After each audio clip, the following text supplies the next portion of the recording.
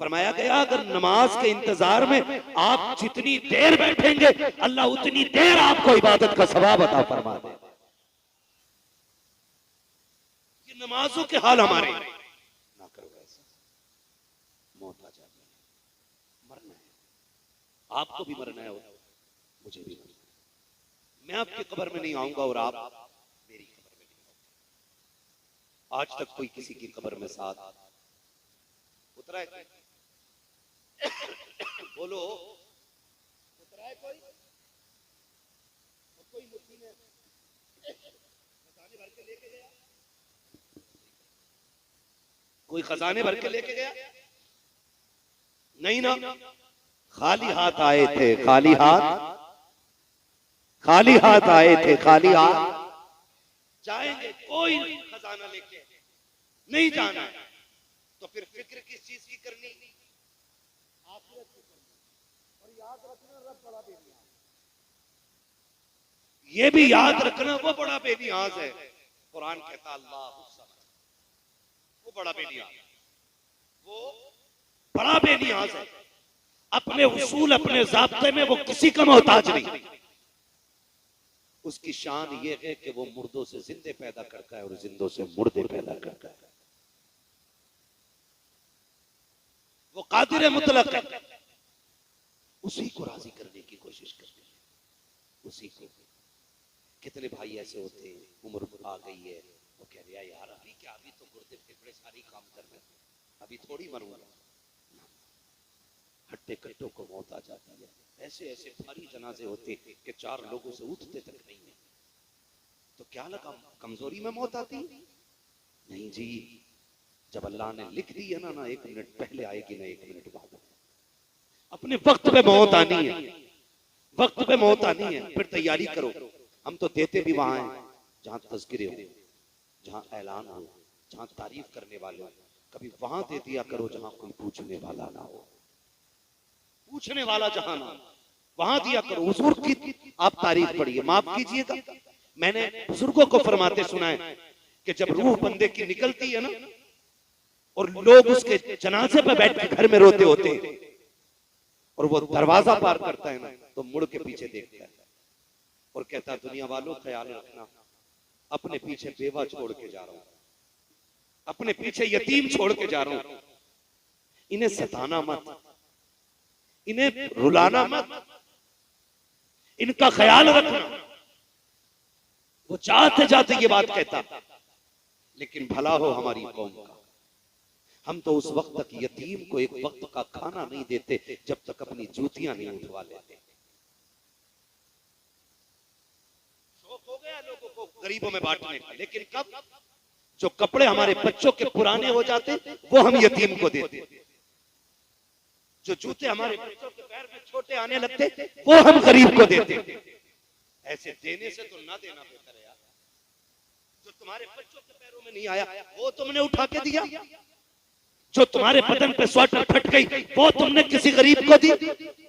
और आके किनारा के सुनो जी मौलाना मैंने फलां को ये दिया है, इसे देना नहीं कहते। देख देना किसे कहते? मेरे नबी की चौखट पे चल के दे।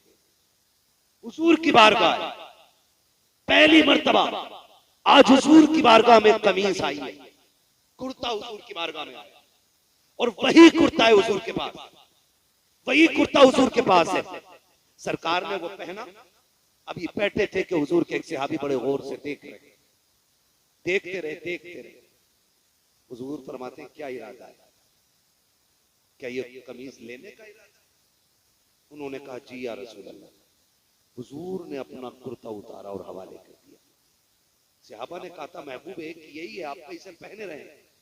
फरमाने लगे मेरी चौखट से कोई साइल खाली चला जाए ये मुझे गवारा नहीं होता है।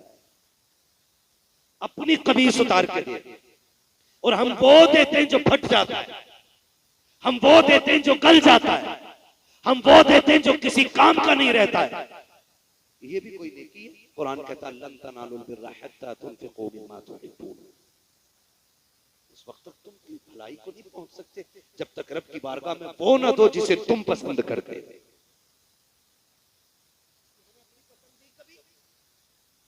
कभी सोचा कि मेरे ये पसंद है ये मैं फला को दे दूं?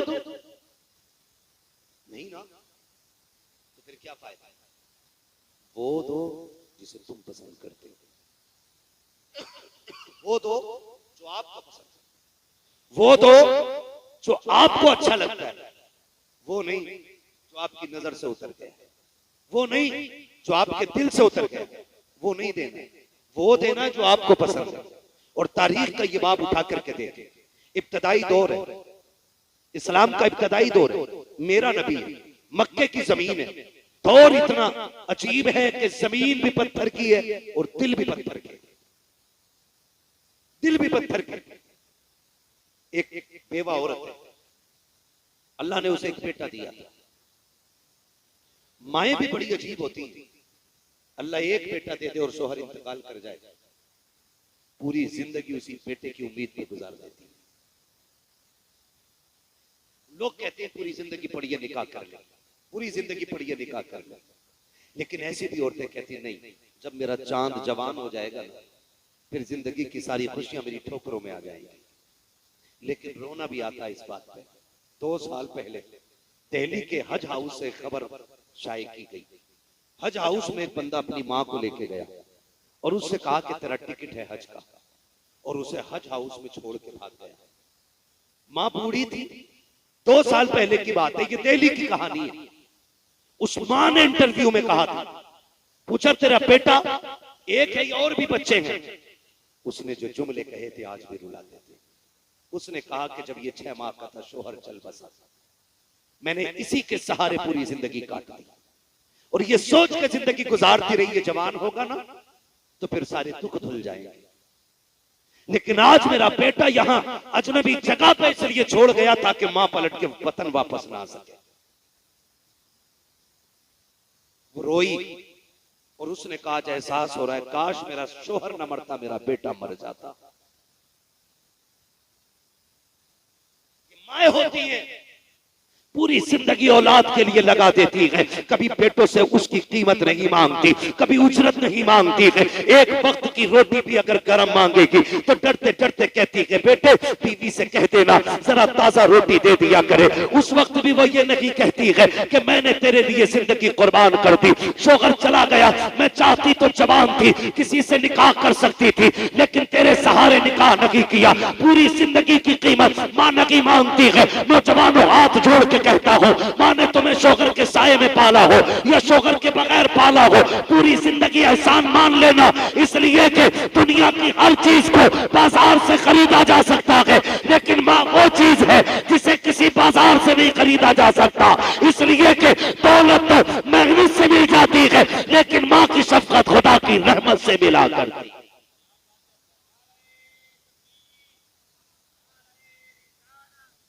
ख्याल करेंगे इंशाअल्लाह। माँ का हर हाल में ख्याल रखिएगा। माँ बेवा हो जाती है फिर भी बच्चों के लिए वक्त काट देती है, और एक बीवी के आते ही इसके तेवर देते, कपड़ों से बाहर कह रहा कि मेरे खर्चे बढ़ गए, अब तुम हाथ रोक के खर्च करो, अब मुझसे तुम्हारे खर्चे नहीं उठते। और जालिम जरा सोच तो सही, तू छोटा था, डॉक्टर ने कहा था 8वें दिन ना तुम्हारे बेटे को 10,000 की दवा लगनी है, इसके दिल में सुराख है, 5,000 का एक इंजेक्शन लगना है। कभी इसने नहीं कहा डॉक्टर दवा बदल दे, कमाई कम है। इसने कहा डॉक्टर और महंगी हो तो दवा लगा ले, मैं अपने आप को बेच दूंगा, मेरे बेटे का दुख दूर होना चाहिए।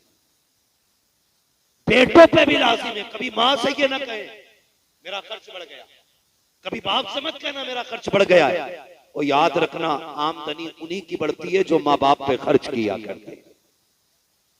एक बाप कितनी बड़ी कुर्बानी दे देता है औलाद के लिए, और औलाद हिसाब लगा रही है खांसी की दवा कितने की तुम्हारी, 18 रुपए, सिरप कितने का, 72 रुपए का, कितने हो गए?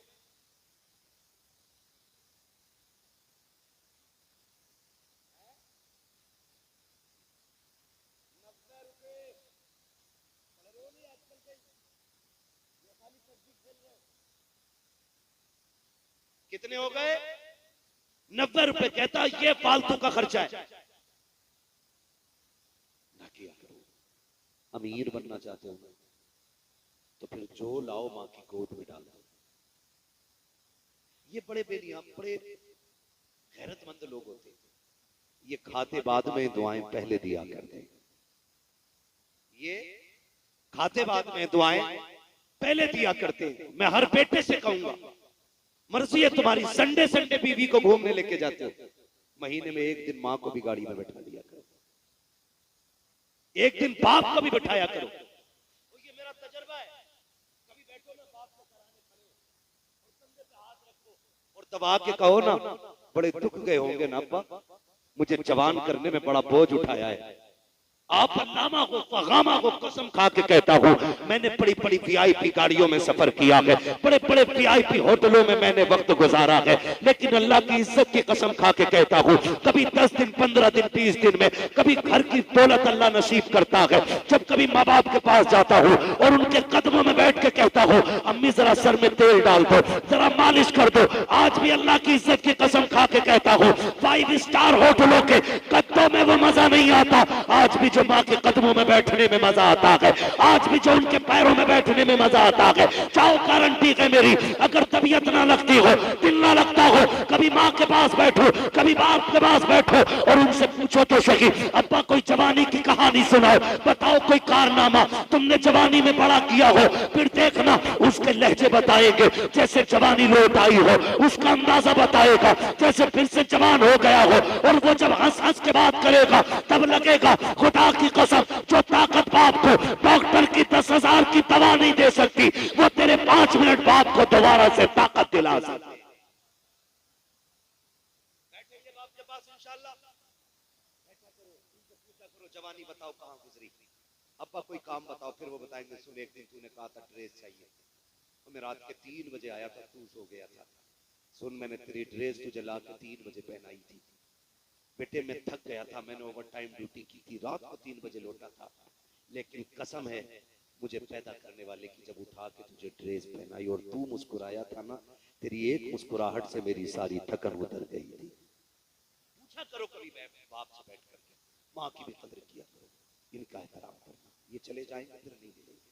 मैं बात अर्ज कर रहा था, बेवा बेवा बच्चा यतीम था, उसने और संभाला, माँ से कहने लगा, ये जो कपड़े तुमने पहन रखे हैं ना, इनकी सिलाई खुल गई है, अम्मी ये फट गए, ऐसा करो ना कोई पैबंद लगा लो, अम्मी मुझे गैरत आती है जब तुम्हारा बदन दिखता है, जिस्म दिखता है। माँ बेवा थी, रोने लग गई, कहने लगी बेटे जब से बाप गया है तुझे क्या बताऊं, हमारे घर का चूल्हा कैसे चलता है, हम मैंने कितने दिन पापों में गुजारे, बेटे ये मक्का है, यहाँ कोई किसी की मदद नहीं करता। अम्मी वो है ना चचा का दरवाजा, का बेटे चचा रिश्ते में चचा है, लेकिन यहाँ कोई किसी की सुनने वाला नहीं। भतीजा था, आखिर खून जोश मारा, उसने कहा अम्मी इजाजत दे, अगर तू कहे तो एक बार मैं चचा के दरवाजे पे ना चला जाऊं। माँ ने कहा बेटे ना जा, कोई सुनने वाला नहीं, का हो सकता है मुझे देखे ना तो उसे अपने भाई की याद आ जाए और भतीजा समझ के मुझे कोई चादर दे दे। माँ ने कहा नहीं मानता तो जा। बच्चा आया, दरवाजा बजाया, अंदर से आवाज आई, कौन? कहा दरवाजा खोल। जैसे ही दरवाजा खोला देखा दरवाजे पे यतीम भतीजा खड़ा है। उसने कड़क ताल लहजे में कहा कैसे आया है? उसकी गर्दन झुक गई। कहा मैं तेरे भाई का बेटा हूं, मेहरबानी कर मेरी माँ के बदन के जो कपड़े ना इतने फट गए हैं कि बदन दिख रहा है, कोई चादर हो तो दे दे। जैसे इतना सुना चचा ने धक्का दिया, कहा तेरा बाप मेरे पल्ले तो नहीं छोड़ के गया था तुझे? क्या मेरे पास कमा के रखा था तेरे बाप ने, जो यहाँ पे हराम की दौलत मांगने चला आया? बच्चा उठा रोता हुआ कहता है माँ तूने सच कहा था, यहाँ जमीन भी पत्थर की है, लोगों के दिल भी पत्थर के। मैंने तेरी बात नहीं मानी थी, मुझे सजा मिल गई। ये कह के बच्चा रोता हुआ आ रहा था। रास्ते में हुजूर के सहाबी से मुलाकात हो गई। उसने रोक के पूछा क्यों रो रहा है? उसने कहा बड़े दुखों का मारा। कहा मुझे बता। कहा यहाँ कोई किसी के दुख नहीं सुनता। बच्चा था ना, तो सहाबी ने कहा मुझे बता, शायद मैं काम आ जाऊं। बच्चे ने कहा जब सगा चचा काम ना आ सका तो तेरे जैसा अजनबी क्या काम आएगा? उसने कहा बात क्या है? कहा बता तो सही। बच्चे ने जब दर्द बताया, सहाबी मुस्कुराने लगे। उसने कहा मैंने कहा था ना, यहाँ लोग रो के सुनते हैं, हंस के उड़ा देते हैं। हो गई ना वही बात। कहा मैं इसलिए नहीं हंस रहा हूं कि तेरा दुख मैंने सुना है। कहा हंसा क्यों? कहा मैं इसलिए मुस्कुरा रहा हूं कि मैं तुझे वो दर बताऊंगा जिस दर से आज तक कोई खाली नहीं लौटा है। बच्चे ने कहा किसकी बात करते हो? किसकी बात करते हो? जब इतनी बात बच्चे ने कही ना, का एक ऐसी चौखट है जहां से किसी को खाली नहीं लौटाया जाता।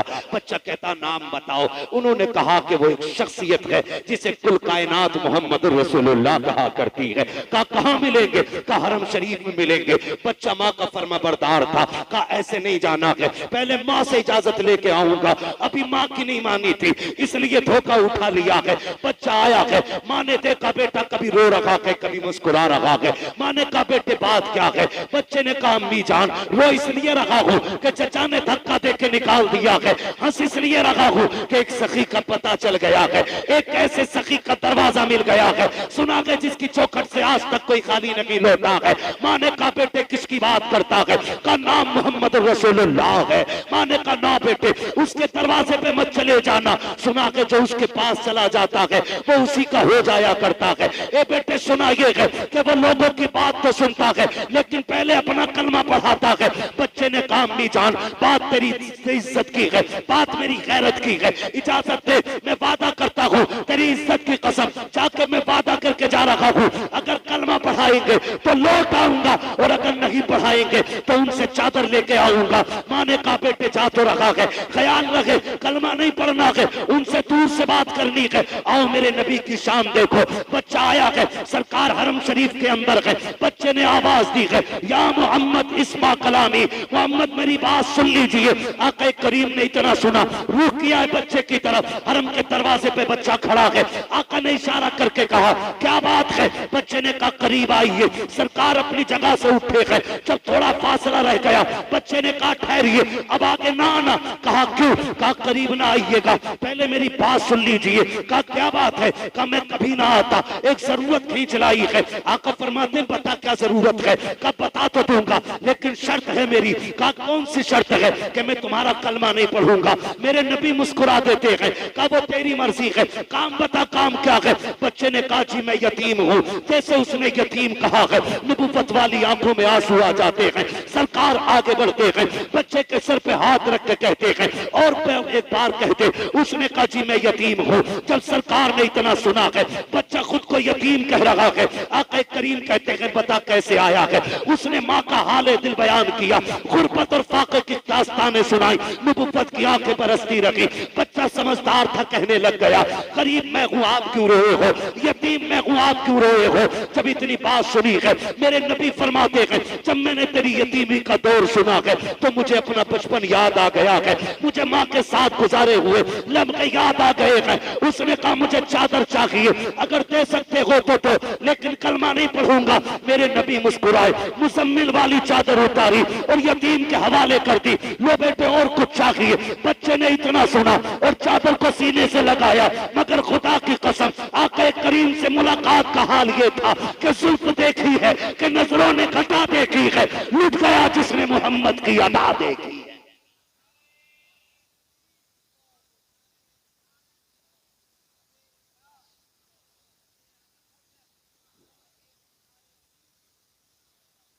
बच्चे ने ली चादर, लगाई सीने से, चाहा घर जाऊं, लेकिन चादर सीने से लगनी थी, इश्क दिल में घर कर गया था। अब इश्क कहता था चल महबूब की तरफ, अकल कहती थी चल माँ की तरफ, चल माँ की तरफ। बच्चा शशो पंज में, फिर बच्चे ने दौड़ लगा दी घर की तरफ। जैसी चादर लेके पहुंचा ना, माँ कहने लगी बेटे ले आया चादर? पहले बता तूने कलमा तो नहीं पढ़ा। उसने कहा अम्मा ये सारे मक्के वाले झूठ बोलते हैं, उससे ज्यादा बड़े अखलाक का मालिक तो किसी माँ ने पैदा ही नहीं किया। कहा तुझसे कोई बात मनवाई? का ना। उसने जब मेरा दर्द सुना तो वो रोने लग गया था। माँ, मैंने कहा मेरी माँ को एक कपड़ा चाहिए। उसने अपने कंधे की चादर उतार के दे दी। अम्मी एक चादर थी वो भी उसने दे दी। माँ रोने लग गई, कहने लगी पगले सिर्फ चादर लाया है? कहा और क्या लाता? कहा उस नबी का दीन घर तक क्यों नहीं लेके आया है? माँ ने कहा चल एक काम कर, चादर ले और वहां ले चल जहां मक्के का अमीन बैठा हुआ है। माँ बेटे दोनों दरवाजे पे आ गए और आकर फिर बच्चे ने हुजूर को सदा दी। हुजूर ने मुड़ के फिर देखा, क्या बात है कुछ और चाहिए? बरेली से आवाज आती है आता है फकीरों पे उन्हें प्यार कुछ ऐसा, खुद भीख दें और खुद कहें मंगते का भला हो। मंगता तो है, मंगता कोई शाहों में दिखा दो, जिसको मेरे सरकार से टुकड़ा ना मिला। कहा और क्या चाहिए? उसने इशारा किया आइए उठ के। मेरे नबी गए, कहा बेटे कैसे आना हुआ? खातून कहती महबूब सिर्फ चादर ना दे, हाथ बढ़ा के कलमा बढ़ा ले, मुझे भी दीन में दाखिल फरमा ले। खुदा की कसम, गोया वो बरेली वाले की जबान में यूं कह रहे थे, कौन देता है देने को मुंह चाहिए, देने वाला है सच्चा हमारा। भाई यूं यतीमों के मत भला किया, यूं गरीबों के काम आ जाएगा। ये वो नेकियां हैं जो मुट्ठी बंद करके की जाएगी और इसका सिला अज्र में सबको खोल के दिखाया जाएगा। आज हम हैं, कल नहीं हो, हम भी कल एक गुजरा हुआ वक्त बने, हो सकता है तारीख बने या वो भी ना बने। वरना आज जिंदगी में अगर बच्चों को बाप के लिए वक्त नहीं है तो मरने के बाद हमारे लिए किसके पास वक्त होगा? कोई गारंटी नहीं। जाया करो कभी कभी से, जाया करो, अल्लाह से दुआएं मांगा करो, अल्लाह अच्छा परिवार देना और ऐसा देना जो मरने के बाद भी हमारी बख्शिश की फिक्र करता रहे, बख्शिश की फिक्र करता रहे। शाकिर भाई एक भाई से छोटे थे, है ना, सबसे बड़े नहीं थे ना, बड़ों से छोटे थे, बड़ों से छोटे थे, लेकिन पूरे परिवार को बड़ा बन के चला रहे थे। बाकी सारे भाई बहुत से थे, अल्लाह सबको सलामत रखे। एक बात और आखिर में कह दूं, सुन लेंगे 3 मिनट और में बात करें। एक बात और कह दूं कि अगर आपकी कामयाबी में बड़े भाई की मेहनत लगी है ना तो उसे फरामोश न करना। अक्सर ये होता है बड़ा भाई मजदूरी करता रहता है और छोटे भाइयों के जेब में कलम लग जाता है, फिर उसको धक्का मार के अलग करके कहते हैं तूने मेरे लिए क्या किया? सुन, उसने बाप बन के पाला है आपको। अगर वो मजदूरी ना करता, तेरी जगह खेती ना करता ना, तो आज तेरी जेब पे कलम नहीं होता, आज तेरे बदन पे कोट नहीं होता। धक्के दे के अलग न कर। आप पीएम एसडीएम कुछ भी बन जाओ, अल्लामा बन जाओ, पीर बन जाओ, लेकिन जिसकी मेहनत लगी है ना उसकी कुर्सी अलग न डालना। जब तेरे वीआईपी मेहमान आए ना तो सबसे ज्यादा वीआईपी कुर्सी उस बंदे के लिए डालना जिसने तुझे कामयाब बनाया है। और लोग पूछे कौन है ये, तो कहना ये वो है जिसकी वजह से आज ये इज्जत अल्लाह ने अदा की है। ऐसा करने से तेरा कद घटेगा नहीं, अल्लाह कद बढ़ा देगा, बढ़ा देगा। और अल्लाह का नेक बंदा वो है जो अपने मौसिन का एहसान मानता है, जो मौसिन का एहसान ही ना माने, ना वो बंदों का है और ना वो खुदा का, ना वो बंदों का है ना वो खुदा का है। तो कुछ नेक काम ऐसे भी कर जाने, कर जाने। जरूरी नहीं है सबको ऐसा परिवार मिल जाए, लोग भूल जाएंगे। कब्रिस्तान जाते हैं ना, देखें कब्रिस्तान, खबरें देखिए, जितनी ऊंची होती होंगी ना, खबरें देखिए, है ना, बहुत ज्यादा ऊंची नहीं होती है, बहुत ज्यादा लंबी, वजूद भर मिट्टी मिलनी है, इससे ज्यादा नहीं। बस जितना आपका कद है उतनी जमीन आपको मिलेगी, उससे ज्यादा। कब्रिस्तान जाते देखे होंगे कि कुछ कब्रें ऐसी हैं जिनमें कोई फूल डालने वाला नहीं, और कुछ ऐसी भी कब्रें जिनमें कोई मिट्टी डालने वाला भी नहीं है। तख्ते टूट गए, कब्रें बैठ गई हैं, कुछ में कफन के धागे नजर आ रहे हैं, कुछ में हड्डियां दिख रही हैं। सोच, क्या वो लवारिस थे? उनका परिवार नहीं था? या वो जमीन वाले नहीं थे? सब कुछ था, लेकिन उनके पीछे अच्छे लोग नहीं थे। फूल तो बड़ी बात है, लोग मिट्टी डालने आ जाएं तो ये बहुत बड़ी बात होती है। ये दुनिया बड़ी बेवफा है, इसके लिए रब को नाराज न करना, इसके लिए रसूल को नाराज न करना, इसलिए कि ये इतनी बेवफा है, तेरी सांस रुकने की देर है, तेरे कपड़े उतारने के लिए तैयार नहीं होंगे। जिस चारपाई पे तेरा दम निकला है उस पे तेरा बेटा लेटने तैयार नहीं होगा। है कोई जो बाप से उतरे हुए कपड़े पहन ले बेटा? नहीं, गठरी बांध के फकीर को दे दे।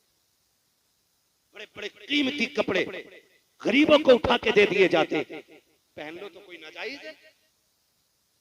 बोलो, जायज नहीं है ना, फिर पहनते क्यों नहीं? क्योंकि ये दुनिया बड़ी बेवफा है, कोई किसी का नहीं है, कोई किसी का नहीं है। अल्लाह से दुआएं मांगा करो, अल्लाह अच्छा परिवार देना, अच्छे लोग देना। सबसे पहली बात ये कहा करो, अल्लाह अच्छी मौत देना, ईमान पे मौत देना, मौला करीम इज्जत की मौत देना। और इस हाल में मौत देना कि जब जनाजे उठ रहे हो तो कोई बताए या ना बताए, हमारे कफन से आवाजें आई, लहद में उश्क रुखे शह का दाग लेके चले, अंधेरी रात सुनी थी चराग लेके चले, तेरे गुलामों का नक्शे कदम है रागे खुदा, वो क्या भटक सके जो ये सुराग लेके चले। कदर करें। और एक बात और कह दूं आखिरी, थके तो नहीं है ना अभी आप?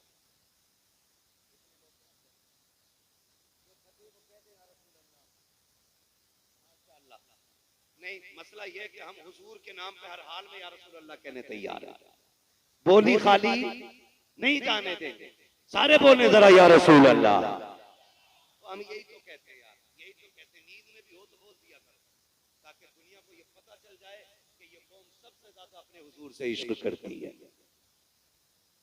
अब सारे बोले जरा या रसूल अल्लाह।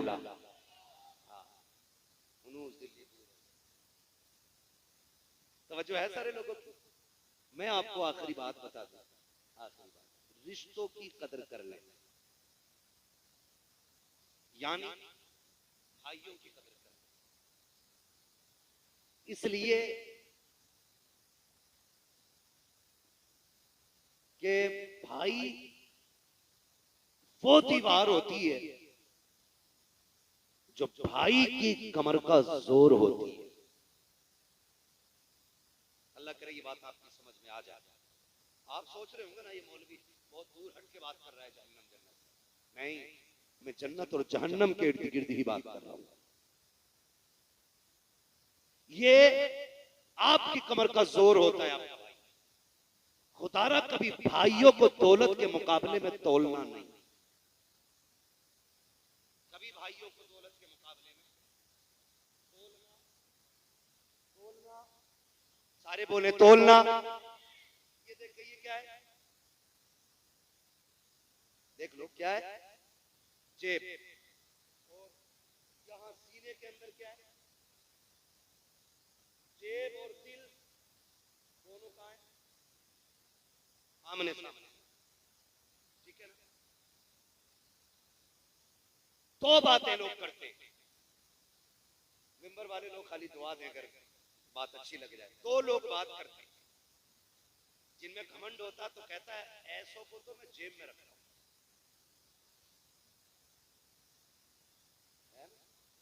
तू है क्या, तेरे जैसे मेरी जेब में रहते हैं, जेब में।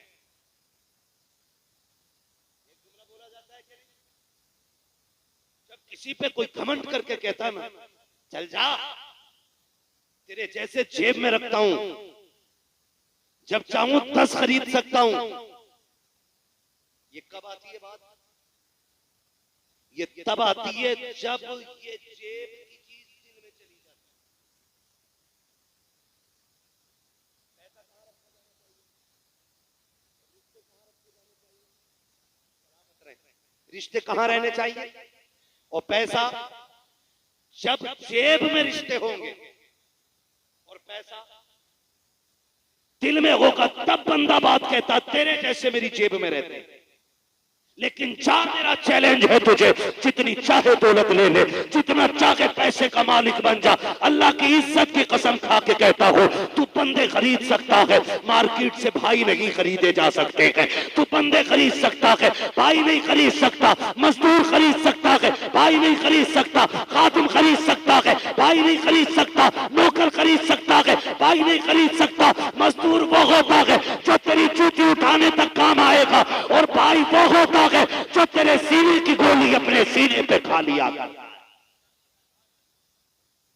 खरीद सकता है कोई ऐसा जो तेरे सीने की गोली अपने सीने पे खा ले? तो यार सीने पे खाता है तब जब 18 साल का होता है।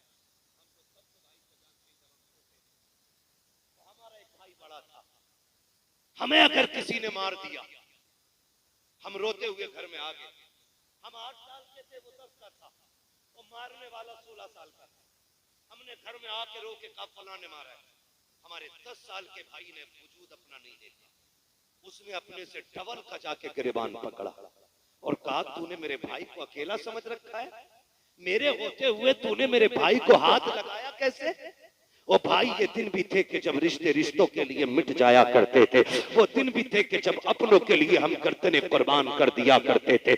आज भी वही रिश्ते, वही आंगन, वही हवेली है, वही घर है, वही दीवारें हैं, वही मकान है, वही भाई है, वही ताल्लुकात है। कल जो भाई भाई के लिए दूसरे का गिरबान पकड़ लेता था, आज टके भर की दौलत के लिए भाई भाई का गिरबान पकड़ के कचहरी में ले जा रहा है, भाई भाई को पकड़ के अदालतों में डाल रहा है, भाई भाई को रुसवा करने पे लगा है। हो क्या गया है? कल तक जो भाई भाई के लिए मर जाता था, आज भाई भाई को मारने पे क्यों आ गया है? तो सुनो, फर्क इतना है, जब हम छोटे थे तो दिलों में रिश्ते रहते थे, जब से जवान हुए हैं रिश्ते जेब में आ गए हैं, दौलत दिल में आ गई है। और तुम्हें खुदा का वास्ता रिश्ते दिल में रखा करो, दौलत जेब में रखा करो, इसलिए कि दौलत मेहनत से मिल जाती है, रिश्ते खुदा की रहमत से मिला करते।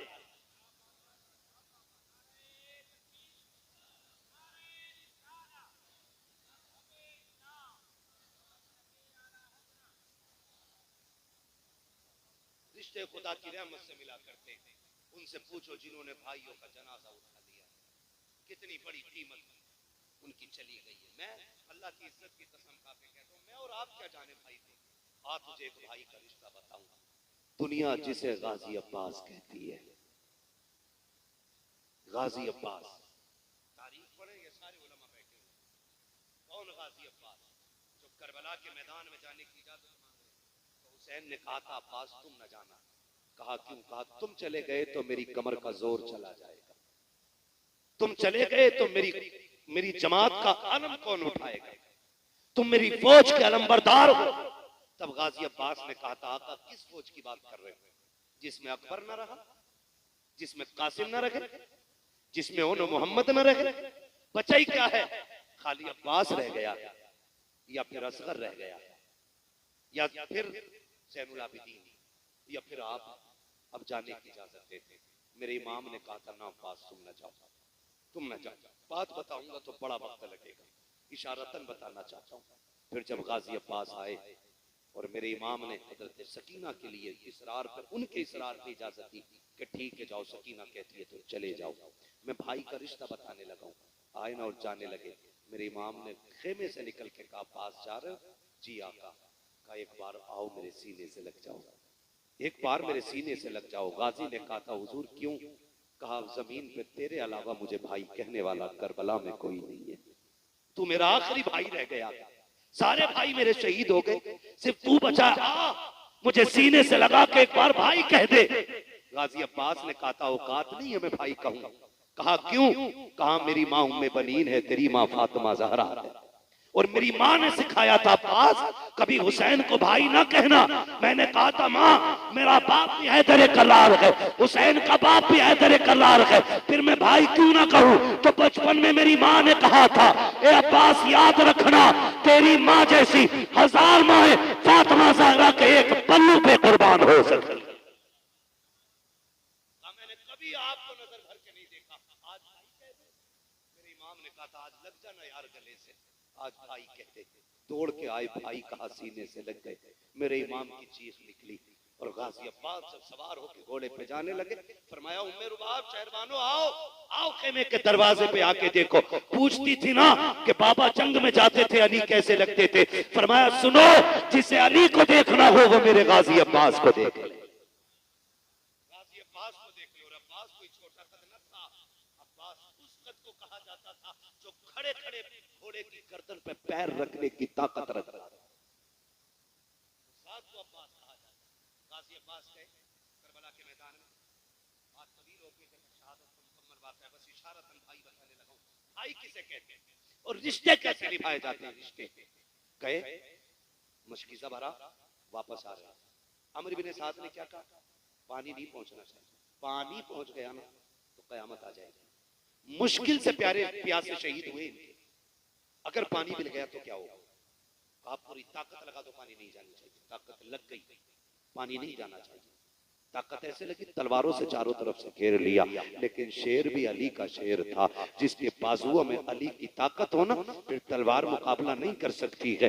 बाप की शान का आलम यह था, जब उनकी तलवार चलती थी आवाज आती थी शाह मर्दा शेर यज़दा कुव्वते परवरदिगार ला फता इल्ला अली ला सैफ इल्ला जुल्फ़िकार। और ये हैदर कर्रार के शहजादे जिधर अब्बास गर्दन घुमा देते हैं उधर सफे की सफे पलट जाती है, जिधर तलवार रुख कर देती है जिस्म के टुकड़े नजर आते हैं। अमर इब्ने साद ने कहा था बेवकूफी ना करो, अली का शेर है सामने से नहीं गिराया जा सकता। काफिर का बाजू काट दिए जाए, पीछे से बाजू पे हमला हुआ, एक बाजू कटा दूसरा बाजू कटा, मशकीज़ा दांतों में आ गया। सामने सकीना प्याला लेके खड़ी थी, कहती थी चाचा जल्दी आ जा मेरा असगर प्यासा है। गाजी अब्बास कहते हैं मैं चाहता हूं कि घोड़े दौड़ा दो, लेकिन क्या करूं अब यजीदी सफे आगे से लग गई है। यजीदियों ने हमला करना शुरू किया, कहते मैंने मशकीज़ों को दांतों से दबाया, फिर उन्होंने तीरों का सहारा लिया। कहते जो तीर मशकीज़े पे आता था मैं कमर लगाता था और तीर कमर पे ले लेता था, बेशुमार तीर कमर के पार हो गए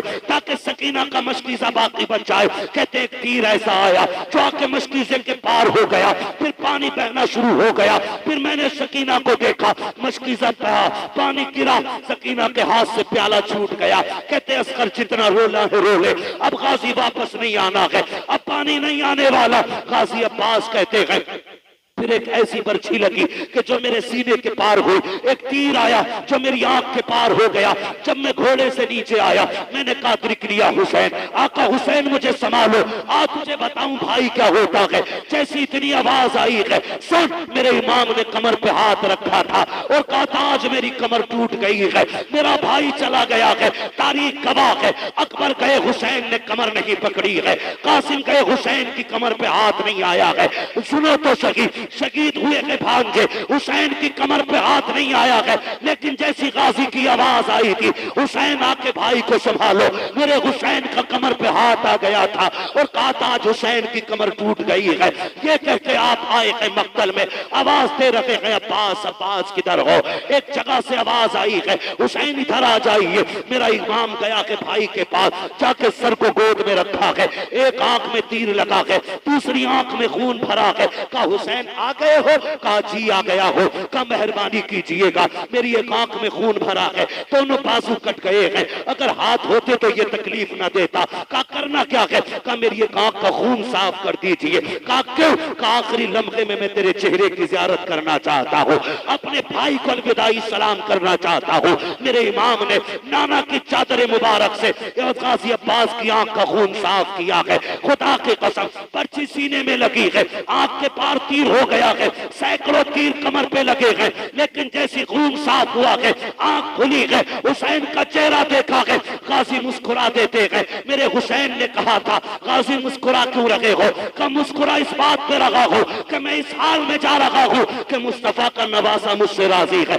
हुसैन मुझसे राजी है। तारीख गवाह है, कहा था हुसैन अगर मेरा इंतकाल हो जाए तो नाना से कह देना मैं गाजी से राजी हो गया हूं, आप भी गाजी से राजी हो।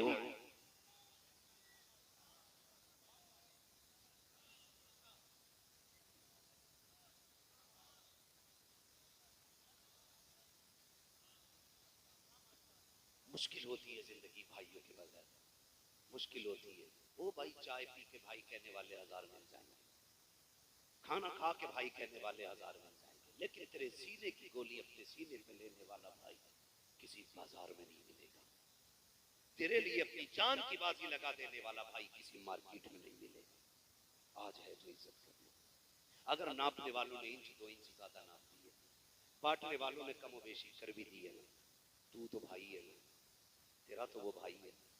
सुन, अगर लोग लड़ाने पे आ जाए और वो कह दे 1 इंच नहीं दूंगा मर जाऊंगा, जाओ उसे सीधे से लगा दे।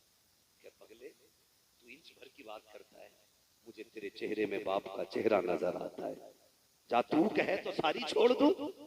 इतना कह के देखना, खुदा की कसम वो भाई है तेरा, उसे चढ़ा दिया है किसी ने, आग लगा दी है किसी ने, इतना कह के तो देख, अगर वो दिल निकाल के तुझे न दे दे तो बात करना, दिल निकाल के न दे दे।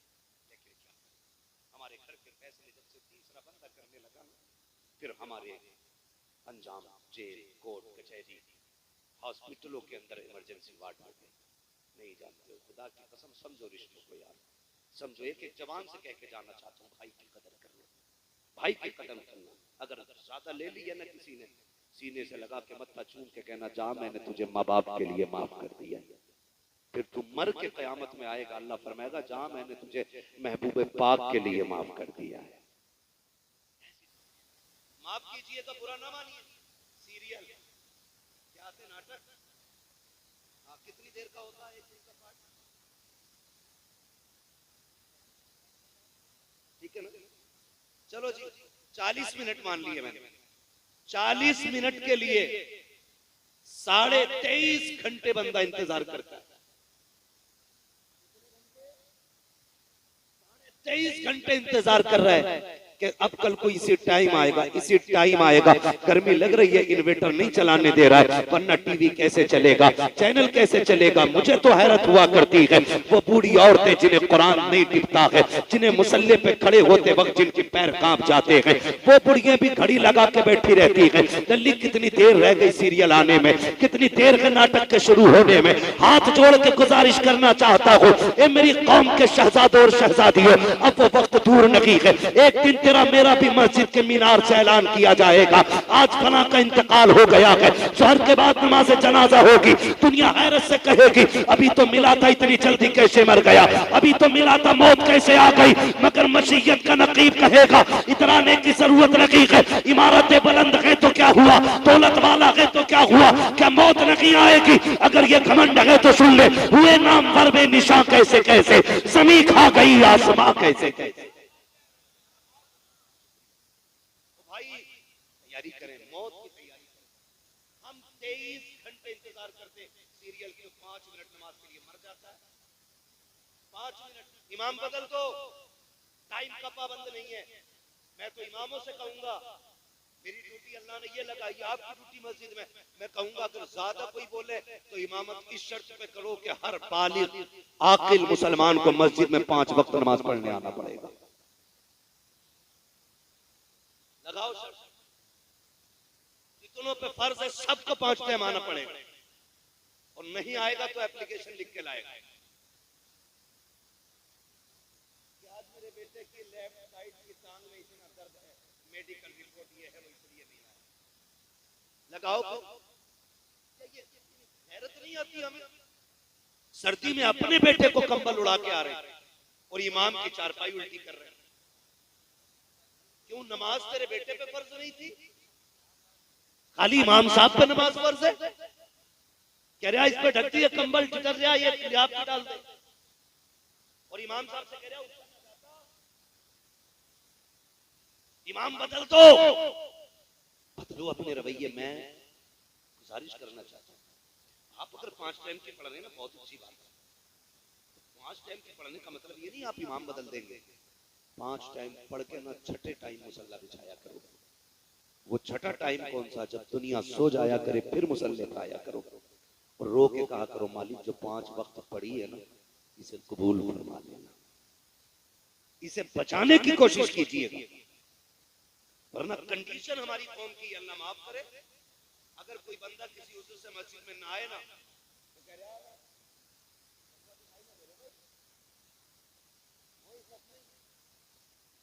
कलवा दिखाई ना दे रहे, तो मसला कलवे जगाई बोलने का नहीं है। मसला ये जो अच्छा ना है ना, ये अपनी हाजिरी बता रहे हैं कि हम आए हुए, हम आए हुए इबादत कर रहे हैं, आप एहसान नहीं कर रहे हैं किसी से। नमाज पढ़ने आप अपने लिए पढ़ रहे हैं। कभी हमदर्दी में पूछ लिया था तो इसे हमदर्दी नहीं कहते। अगर वाकई तुझे किसी से हमदर्दी थी तो मस्जिद में आवाज न लगाता, शोर करके किसी को रुसवा करने की कोशिश न करता। जैसी नमाज खत्म होती तन्हाई में उसके घर जाता, जब मस्जिद में नहीं आया था दरवाजे पे दस्तक देता, फिर जाके करीब बैठता, वो पूछता कैसे आया है, फिर हाथ पकड़ के कहता यार तेरे बगैर मस्जिद में दिल नहीं लग रहा था, तू आया कर, तू आता है तो मस्जिद में रौनक लगती है, तू आता है तो मस्जिद में दिल लगता है। खुदा की कसम जब तू इस तरह से किसी को मस्जिद में लाने के लिए तैयार करता, मैं नहीं जानता तेरे सजदों का क्या बना है, तेरे कयाम का क्या बना है, लेकिन इतना जानता हूं अगर इस तरह से तू किसी को मस्जिद में लाएगा, कोई तुझसे राजी हो न हो, मदीने वाला भी राजी हो जाएगा और साथ में काबे वाला भी राजी हो जाएगा।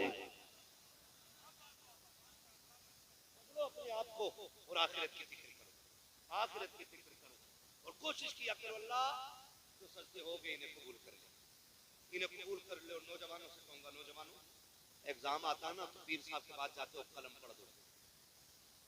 गलत कह रहा हूं? सही, मुट्ठी भर के हाई स्कूल के पेपर है तरफ पढ़ दियो, उन्होंने भी लिया।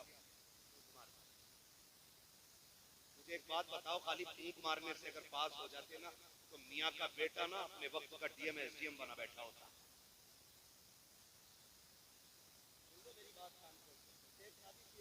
अल्लाह ताला का जिक्र किया, हमारे भाई हमारे दोस्त मौलाना गुलाम यासीन साहब, वही शेख सादी फरमाते हैं कि सिर्फ मेहनत पे भरोसा करना ये घमंड, और सिर्फ दुआओं पे भरोसा करना ये गुमराही है।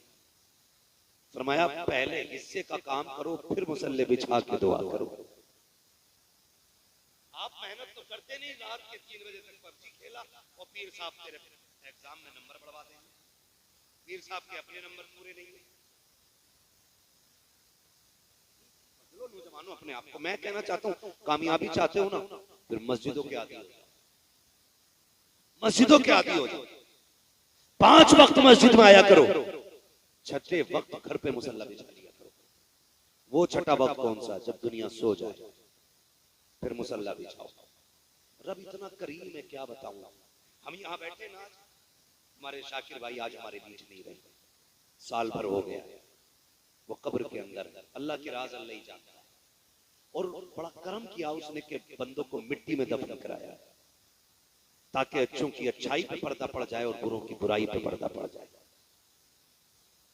हाँ, मिट्टी के अंदर रखवा दिया उसने।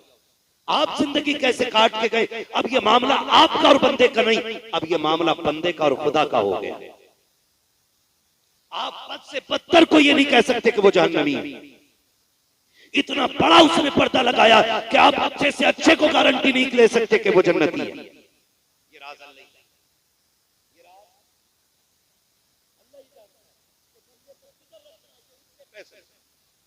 उसके फैसले। साल भर हो गया, कोई खबर आई? बोलो भाई, शाकिर भाई कोई इंतकाल हुए कितने साल हो गए? 1 साल हुआ, कोई खबर आई? कोई खत, कोई पैगाम, कुछ नहीं ना। साल भर बीत गया, हम उसके गुनाहगार बंदे बैठ गए। सुना है जिसके इसाले सवाब के लिए ये महफिल सजा दी जाती है, अल्लाह उसके सारे गुनाह माफ फरमा दिया करता है। इसी उम्मीद पे तो बैठे ना सारे लोग, इसी उम्मीद पे बैठे। अल्लाह अगर हमारा भाई तेरे इताब में, तेरे अजाब में मुब्तला है ना, तू बड़ा करीम है, तूने कहा मैं 70 माओं से ज्यादा प्यार करता हूं, तो मालिक इतना करम कर देना, उनकी कब्र को ताहत नजर कुशादा कर देना। मैं तो हैरत में हूं, अल्लाह इन भाइयों को सलामत रखे, इन भाइयों को जिन्होंने आज भाई के लिए इतनी बड़ी महफिल सजाई है। वरना इस मतलबी दुनिया में कौन कहां किसके हाल पूछता है, किसको किसका ख्याल रहता है। मैंने देखा है कि 40वें तक मैयत होती है तो यतीम को दुनिया गोद में बैठा के कहती है जी भतीजा लगता है, आज के बाद इसे अपना भतीजे को भी बाप वाला प्यार हम देंगे। भाभी के लिए कहते नहीं नहीं, जैसे हमारी बहनें हैं वैसे वो भी खाएगी। लेकिन 40वें तक ये मोहब्बतें रहती हैं। 40वें के बाद अगर यतीम भतीजा दरवाजे पे आ जाए कि आज चूल्हे पे कुछ नहीं बना है, आज माँ भी भूखी लेट गई है, छोटी भाई की छोटी बहन की भूख नहीं देखी जाती, यतीम भतीजे दरवाजे पे आ जाते हैं, सगे चचाओं को हमने दरवाजे बंद करते देखा है। इस मतलबी दुनिया को देखो तो सही, वो लोग जो यतीमों को गोद में उठा के कहते थे हम इन्हें प्यार देंगे बेटे का, हम इन्हें अपनों का प्यार देंगे, 40वें के बाद रिश्ते भूल जाया करते हैं। तुम्हें खुदा का वास्ता दे के कहता हूँ, या तो यतीम को गोद में बैठा करके अपने होने का एहसास ना दिलाना, और अगर एहसास दिला दो तो कभी धक्का दे के दिल ना तोड़ना। तुम नहीं जानते हो जब उम्मीद के बाद सहारे टूटा करते हैं तो दिलों में कितनी बिजलियां गिरा करती हैं। आप क्या समझ सकते हो? वो कहा था किसी ने, उसके दिल से पूछिए, नाकामियों की लज्जत है जो मुसाफिर लुट गया हो, जाके मंजिल के करीब एक प्यासा तो वो है जिसे पता के पानी नहीं है, एक प्यासा वो है जिसे पता के 2 कोस के बाद मुझे पानी मिल जाएगा, लेकिन 2 कोस के बाद उसे कुआं तो मिल जाए लेकिन पानी निकालने के लिए डोल रस्सी ना मिले तो उसके दर्द को कोई अंदाजा नहीं लगा सकता है। मैं कहना यह चाहता हूँ, अगर आपका भाई चला गया है, पीछे यतीम छोड़ के गया है, पीछे बेवा छोड़ के गया है, तो उन्हें फरामोश न करना, उन्हें भुला ना देना, 40वें तक उनकी खुशियों का ख्याल ना रखना, बल्कि कोशिश ये कीजिएगा मेरे बच्चे खाएं क्या ना खाएं, यतीमों के दस्तरखान का ख्याल रखा जाएगा। इसलिए कि यतीम वो होता है जो लावारिस नहीं, बल्कि उसकी विरासत का हक मुस्तफा भी अदा करते गए, खुद खुदा भी अदा करता। नारे तकबीर, नारे रिसालत, मजहबे इस्लाम, मसलके आला हजरत, खतीबे हिंदुस्तान, मुफ्ती मोहम्मद हम्मा साहिब किबला। भाई गुजारिश है, रिश्ते निभा के चल, माफ कीजिएगा, लग रही होंगी किसी को बातें कर, लेकिन कड़वी दवा समझ के बर्दाश्त कर लेना। बड़े दुख फैले हुए हैं मुआशरे में, इतना दुख फैला हुआ कि यकीन करें समेटे तो समेटता ही नहीं। घर घर जाके किसे समझाएं, घर घर जाके किसे रोके। अभी हजरत ने बात कही थी, भाई मेरी तो शान से कट रही है, मुझे कोई दुख नहीं। फरमाया पड़ोस का छप्पर भी देख ले, पड़ोस का छप्पर भी देखे, पड़ोस का छप्पर भी देखे। इस दौर में मैंने देखा है कितने हालात ऐसे भी सामने आए हैं कि यतीम भतीजों को सगे चचा और ताऊओं ने जहर तक दिया है ताकि ये मर जाए और भाई की जायदाद मुझे मिल जाए। ऐसा भी ये दौर में चल रहा है। मैं गलत नहीं कह रहा हूँ, मैं ये कहता हूँ बड़ा वो नहीं होता जिसकी हवेली बड़ी होती है, बड़ा वो होता है जिसका दिल बड़ा होता है। बड़ा वो होता है जिसका दिल बड़ा होता है। हजरत पैगंबर इस्लाम की जिंदगी आप देखें, मेरे हुजूर की जिंदगी में मैं कहता हूँ नौजवानों रवैये बदलो, तरीके बदलो। मेरा भी ये गुमान रहता अल्लाह मुझे भी जन्नत दे। हर मोमिन का ये गुमान है कि अल्लाह हमें जन्नत दे। और हमारे नबी ने खुद फरमाया कि जब भी हाथ उठे अल्लाह से जन्नत मांगा करो। ये तो पूरा हो गया हमारे साथ धोखे हुए। मिंबर से यहाँ से कहा गया मुझे देखकर जहन्नम को भी आ गया पसीना, तो सादा लोगों ने समझ लिया, सीधे साधा अनपढ़ लोगों ने समझ लिया कि वाकई हमें देखकर पसीना आएगा, मगर भूल गए। जिन्होंने नहीं देखा वो दावा कर बैठे मुझे देखकर जहन्नम को भी आ गया पसीना। और जो नबी देख के आया ना जहन्नम को, फिर वो 3 दिन गार में सजदे में सर रख के रोता रहा, बगैर देखे कह रहा मुझे देख के जहन्नम को भी आ गया पसीना। और जिसने देखा वो रो के कहता था अल्लाहुम्मा रब्बे हबली उम्मती, रब्बे हबली उम्मती, रब्बे हबली उम्मती। अल्लाह उम्मत गुनाहगार है, पापी है, मालिक नहीं गुजर पाएगी पुलसिराज से, फिर ऐसा कर देना मेरे अल्लाह, हिसाब का मामला भी मुझे ही सौंप देना। उम्मत मेरी होगी, हिसाब मैं ही ले लूंगा, तेरे आगे कैसे खड़ी होगी मेरी उम्मत। ये हुजूर पूरी जिंदगी रब से मांग के रहे और फरमाया नहीं, फरमाया नहीं, फरमाया नहीं। रजा पुल से अब वजद करते गुजरिए कह रब्बे सल्लिम सदाए मोहम्मद। अगर जन्नत इतनी सस्ती होती तो हुजूर पुलसिरात पे क्यों रब्बे सल्लिम की सदाएं देते। नौजवानों धोखे में ना आना, अपनी तैयारी कीजिए, मैं अपनी तैयारी करूं, आप अपनी तैयारी करो। रह गई बख्शवाने की बात, तो ऐसे भाई सबको नसीब नहीं होते जो तुम्हारे मरने के बाद भी जलसा करेगा, तुम्हारे मरने के बाद कहेगा भाई बख्शा जाए, एहसान मान ले कोई। ये तो मेरे नबी की जात है। खुदा की कसम जो हुजूर से प्यार करते वो रिश्ते निभाना चाहते, वो रिश्ते निभाना चाहते। और जिन्हें हुजूर से प्यार नहीं, जिन्हें सिर्फ दौलत से प्यार है, तो वो रिश्तों में आग लगा देते। आपसे एक बात कहूं मैं, तारीख का ये बाप पलट के देखिए, बहुत ज्यादा वक्त नहीं लेना, तारीख का ये बाप पलट के आप देखें, इब्तदाई दौर इस्लाम का। आज माफ कीजिएगा, हम वहां पे जाके पैसा देते सदके में जहां ऐलान हुआ है, फलाने 10,000 दिए, फलाने 20 दिए, फलाने 50 दिए। क्यों? ताकि जब ऐलान होता है ना तो हमारे दिल को ठंडक मिलती है। हाँ भाई देखो भाई, लोगों को पता चल गया मैंने सवाब के लिए 500 रुपए दिए। कभी ऐसी भी नेकी किया करो जिसमें रब के अलावा तुम्हारी नेकी का कोई गवाह ना हो। ऐसी भी नेकी किया करो ताकि तुम्हारी नेकियों का गवाह सिर्फ खुदा हो और कोई दूसरा ना हो। ये नेकियां बड़ी काम है। हम तो नमाज भी वो वाली पढ़ते हैं जिसमें गोश्त और बकरे का सारा ख्याल रहता है, बताओ बकरा ईद गुजरी है, एक उम्मीद करता हूँ 1% लोग ऐसे नहीं होंगे कि नमाज में दिल के ख्याल में बकरे का गोश्त या बकरे का गोश्त।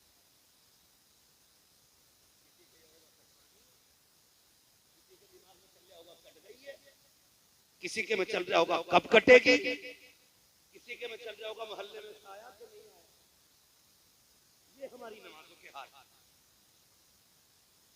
ये नमाजों के हाल हमारे। ना करो ऐसा, मौत आ जाती है, मरना है, आपको भी मरना है और मुझे भी मरना है। मैं आपकी कब्र में नहीं आऊंगा और आप मेरी कब्र में नहीं आओगे। आज तक कोई किसी की कब्र में साथ उतरा है? बोलो, उतरा है कोई?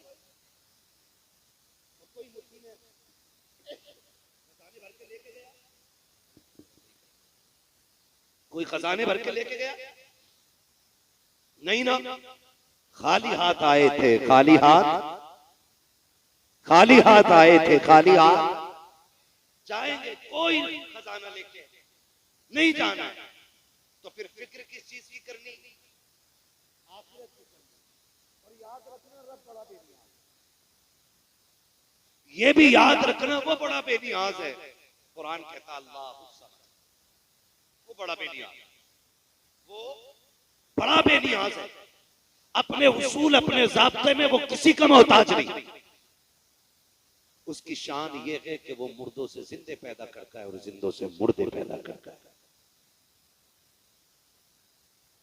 वो कादिर मुतलक है, उसी को राजी करने की कोशिश करते हैं, उसी को। कितने भाई ऐसे होते हैं, उम्र आ गई है, वो कह रहा है यार अभी क्या, अभी तो गुर्दे फेफड़े सारी काम कर रहे हैं, अभी थोड़ी मरूंगा। हट्टे कट्टों को मौत आ जाती है। ऐसे ऐसे भारी जनाजे होते कि 4 लोगों से उठते तक नहीं है, तो क्या लगा कमजोरी में मौत आती? नहीं जी, जब अल्लाह ने लिख दी है ना, ना 1 मिनट पहले आएगी ना 1 मिनट बाद। अपने वक्त पे मौत आनी है, वक्त पे मौत आनी है, फिर तैयारी करो। हम तो देते भी वहां हैं जहां तज़किरे हो, जहां ऐलान हो, जहां तारीफ करने वाले हो। कभी वहां दे दिया करो जहां कोई पूछने वाला ना हो, पूछने वाला जहां ना, वहां दिया करो। हुजूर की आप तारीफ पढ़िए, माफ कीजिएगा, मैंने बुजुर्गों को फरमाते सुना है कि जब रूह बंदे की निकलती है ना, और लोग उसके जनाजे पे बैठ के घर में रोते होते हैं, और वो दरवाजा पार करता है ना, तो मुड़ के पीछे देखता है और कहता है दुनिया वालों ख्याल रखना, अपने पीछे बेवा छोड़ के जा रहा हूं, अपने पीछे यतीम छोड़ के जा रहा हूं, इन्हें सताना मत, इन्हें रुलाना मत, इनका ख्याल रखना। वो जाते जाते ये बात कहता, लेकिन भला हो हमारी कौम का, हम तो उस वक्त तक यतीम को एक वक्त का खाना नहीं देते जब तक अपनी जूतियां नहीं उठवा लेते। शौक हो गया लोगों को गरीबों में बांटने का, लेकिन कब जो कपड़े हमारे बच्चों के पुराने हो जाते वो हम यतीम को देते, जो जूते हमारे बच्चों के पैर में छोटे आने लगते वो हम गरीब को देते। ऐसे देने से तो ना देना बेहतर है यार। जो तुम्हारे बच्चों के पैरों में नहीं आया वो तुमने उठा के दिया, जो तुम्हारे बदन पे स्वेटर फट गई वो तुमने किसी गरीब को दी। और आके किनारा के सुनो जी मौलाना मैंने फलां को ये दिया है, इसे देना नहीं कहते, देख देना किसे कहते, मेरे नबी की चौखट पे चल के दे। हुजूर की बारगाह पहली मर्तबा आज हुजूर की बारगाह में कमीज आई है, कुर्ता हुजूर की बारगाह में आया, और वही कुर्ता है हुजूर के पास, वही कुर्ता हुजूर के पास है। सरकार ने वो पहना, अभी बैठे थे कि हुजूर के एक सहाबी बड़े गौर से देखते रहे। हुजूर फरमाते हैं क्या इरादा है, क्या ये कमीज लेने का इरादा? उन्होंने कहा जी या रसूल अल्लाह। हुजूर ने अपना कुर्ता उतारा और हवाले कर दिया। सहाबा ने कहा था महबूब एक यही है, आप इसे पहने रहे। फरमाने लगे मेरी चौखट से कोई साइल खाली चला जाए ये मुझे गवारा नहीं होता है। अपनी कमीज उतार के दे, और हम वो देते हैं जो फट जाता है, हम वो देते हैं जो गल जाता है, हम वो देते हैं जो किसी काम का नहीं रहता है। ये भी कोई नेकी है। कुरान कहता है लन तनालुल बिर्रा हत्ता तुनफिकू मिम्मा तुहिब्बून, उस वक्त तक तुम की भलाई को नहीं पहुंच सकते जब तक रब की बारगाह में वो ना दो जिसे तुम पसंद करते हो।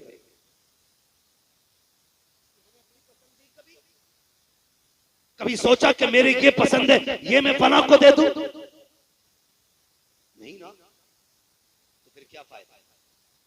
वो दो जिसे तुम पसंद करते हो, वो दो जो आपको पसंद है, वो दो जो आपको अच्छा लगता है, वो नहीं जो आपकी नजर से उतर गया, वो नहीं जो आपके दिल से उतर गया, वो नहीं देना, वो देना जो आपको पसंद है। और तारीख का ये बाब उठा करके देखे, इब्तदाई दौर है, इस्लाम का इब्तदाई दौर है, मेरा नबी है, मक्के की जमीन है, दौर इतना अजीब है कि जमीन भी पत्थर की है और दिल भी पत्थर की, दिल भी पत्थर की। एक बेवा औरत है, अल्लाह ने उसे एक बेटा दिया था। माएं भी बड़ी अजीब होती हैं, अल्लाह एक बेटा दे दे और शोहर इंतकाल कर जाए, पूरी जिंदगी उसी बेटे की उम्मीद पे गुजार देती है। लोग कहते हैं पूरी जिंदगी पढ़िए निकाह कर ले, पूरी जिंदगी पढ़िए निकाह कर ले, लेकिन ऐसी भी औरतें कहती हैं नहीं, जब मेरा चांद जवान हो जाएगा ना, फिर जिंदगी की सारी खुशियां मेरी ठोकरों में आ जाएंगी। लेकिन रोना भी आता है इस बात पे। 2 साल पहले दिल्ली के हज हाउस से खबर शाये की गई। हज हाउस में एक बंदा अपनी माँ को लेके गया और उससे कहा कि तेरा टिकट है हज का, और उसे हज हाउस में छोड़ के भाग गया। माँ बूढ़ी थी, 2 साल पहले की बात है, ये दिल्ली की कहानी है। उस माँ ने इंटरव्यू में कहा था, पूछा तेरा बेटा एक है या और भी बच्चे हैं? उसने जो जुमले कहे थे आज भी रुलाते थे। उसने कहा कि जब ये 6 माह का था शोहर चल बसा, मैंने इसी के सहारे पूरी जिंदगी काट दी, और ये सोच के जिंदगी गुजारती रही है जवान होगा ना तो फिर सारे दुख धुल जाएंगे। लेकिन आज मेरा बेटा यहां अजनबी जगह पे इसलिए छोड़ गया ताकि मां पलट के वतन वापस ना आ सके।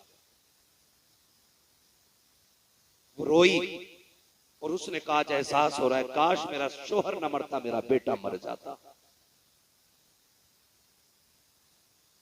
माएं होती हैं पूरी जिंदगी औलाद के लिए लगा देती है, कभी बेटों से उसकी कीमत नहीं मांगती, कभी उजरत नहीं मांगती है। एक वक्त की रोटी भी अगर गरम मांगेगी तो डरते डरते कहती है बेटे बीवी से कह देना जरा ताजा रोटी दे दिया करे। उस वक्त भी वो ये नहीं कहती है कि मैंने तेरे लिए जिंदगी कुर्बान कर दी, शोहर चला गया, मैं चाहती तो जवान थी, किसी से निकाह कर सकती थी, लेकिन तेरे सहारे निकाह नहीं किया। पूरी जिंदगी की कीमत मां नहीं मांगती है। नौजवानों हाथ जोड़ के कहता हूं, मां ने तुम्हें शोहर के साये में पाला हो या शोहर के बगैर पाला हो, पूरी जिंदगी एहसान मान लेना, इसलिए कि दुनिया की हर चीज को बाजार से खरीदा जा सकता है, लेकिन मां वो चीज है जिसे किसी बाजार से नहीं खरीदा जा सकता। इसलिए कि दौलत मेहनत से मिल जाती है, लेकिन मां की शफकत खुदा की रहमत से मिला करती है।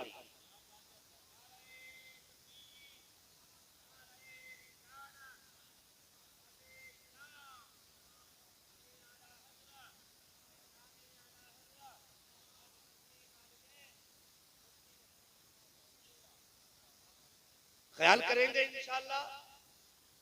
माँ का हर हाल में ख्याल रखिएगा।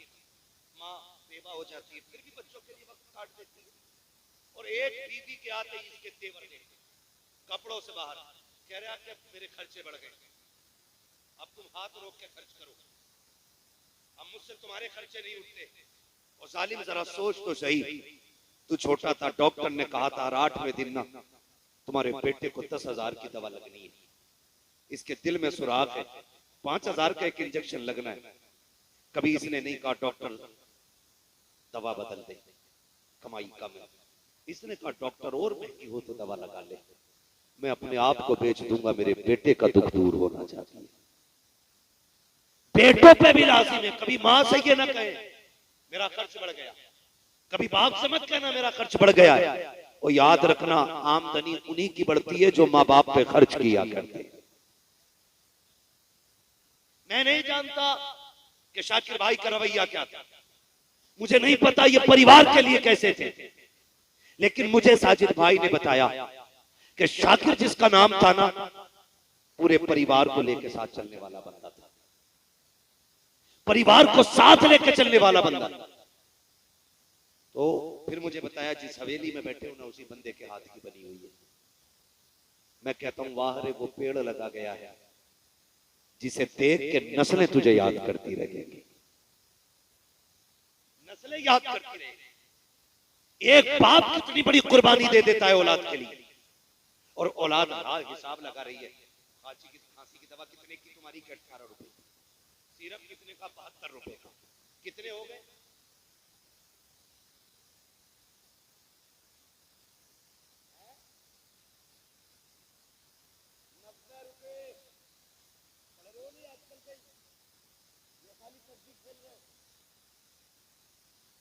कितने हो गए? 90 रुपए। कहता ये फालतू का खर्चा है, ना किया करो। अमीर बनना चाहते हो तो फिर जो लाओ मां की गोद में डाल दो। ये बड़े बेनियाम बड़े गैरतमंद लोग होते हैं। ये खाते बाद में दुआएं पहले दिया करते हैं। ये खाते बाद में दुआएं पहले दिया करते हैं। मैं हर बेटे से कहूंगा मर्जी है तुम्हारी, संडे संडे बीवी को घूमने लेके जाते हो, महीने में एक दिन मां को भी गाड़ी में बैठा लिया करो, एक दिन बाप को भी बैठाया करो। तो ये मेरा तजर्बा है। कभी बैठो ना बाप को कराने खड़े और कंधे पे हाथ रखो और दबा के कहो ना बड़े दुख गए होंगे ना अब्बा, मुझे जवान करने में बड़ा बोझ उठाया है। आप अल्लामा को फगामा को कसम खा के कहता हूँ, मैंने बड़ी बड़ी वीआईपी गाड़ियों में सफर किया है, बड़े बड़े वीआईपी होटलों में मैंने वक्त गुजारा है, लेकिन अल्लाह की इज्जत की कसम खा के कहता हूँ कभी 10 दिन 15 दिन 20 दिन में कभी घर की दौलत अल्लाह नसीब करता है। जब कभी माँ बाप के पास जाता हूँ और उनके कदमों में बैठ के कहता हूँ अम्मी जरा सर में तेल डाल दो, जरा मालिश कर दो, आज भी अल्लाह की इज्जत की कसम खा के कहता हूँ 5 स्टार होटलों के कदमों में वो मजा नहीं आता, आज भी जो मां के कदमों में बैठने में मजा आता है, आज भी जो उनके पैरों में बैठने में मजा आता है। चाहो गारंटी है मेरी, अगर तबीयत ना लगती हो, दिल ना लगता हो, कभी मां के पास बैठो, कभी बाप के पास बैठो और उनसे पूछो तो सही अब्बा कोई जवानी की कहानी सुनाओ, बताओ कोई कारनामा तुमने जवानी में बड़ा किया हो, फिर देखना उसके लहजे बताएंगे जैसे जवानी लौट आई हो, उसका अंदाजा बताएगा जैसे फिर से जवान हो गया हो। और वो जब हंस हंस के बात करेगा तब लगेगा खुदा की कसम जो ताकत बाप को डॉक्टर की 10,000 की दवा नहीं दे सकती, वो तेरे 5 मिनट बाप को दोबारा से ताकत दिला सकती।